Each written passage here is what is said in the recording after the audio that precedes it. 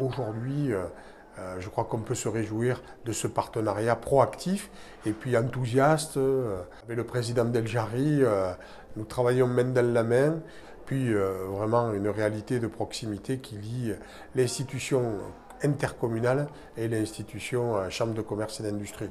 Aujourd'hui, on a une convention ici sur la vallée de l'Hérault pour remettre en exergue l'économie d'un territoire.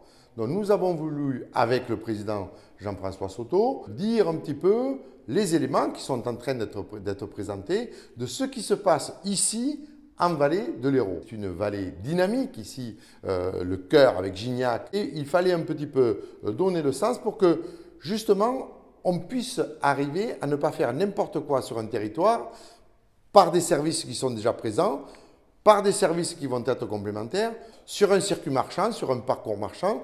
C'est tout cela dont il est question. La vallée de l'Hérault, c'est aujourd'hui 42 000 habitants. C'est entre 800 et 1200 nouveaux habitants par an.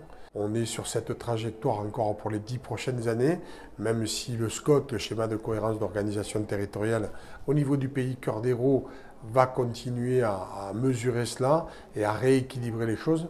Mais la facilité pour venir sur notre territoire, l'attractivité, de plus en plus de services et de commerces ou des petites industries et aussi le fait qu'il y a du télétravail, la fibre portée par le département, tout ce qui est aujourd'hui numérique, digital, le cadre de vie général. N'oublions pas qu'on est grand site de France ou pour les gorges de l'Hérault, Saint-Guyen, le tourisme, le vignoble, les pôles éducatifs.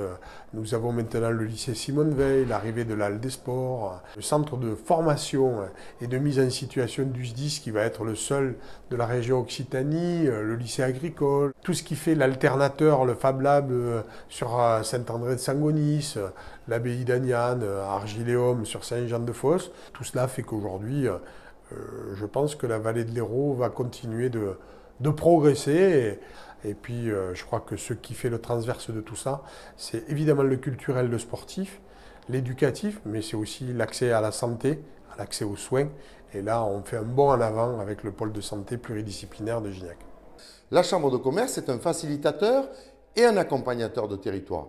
Pour être accompagnateur, il faut qu'on soit deux. C'est-à-dire il faut qu'il y ait bien sûr la communauté de communes, et il faut qu'il y ait la Chambre de commerce qui se nourrit de la totalité des informations et des études et des enquêtes que nous faisons pour que justement on puisse les redonner à la vallée de l'Hérault et qu'elle puisse s'en servir comme moyen d'action pour encore et encore développer ce territoire. Il y a ici encore des possibilités au niveau des terres pour pouvoir mettre des entreprises et c'est cela dont il est question. Je rappelle que le département de l'Hérault, c'est un des départements les plus dynamiques de France en termes de création d'entreprises puisque nous avons passé le seuil des 90 000 entreprises au niveau du département de l'Hérault. Même si c'est beaucoup de TPE, elles sont très dynamiques.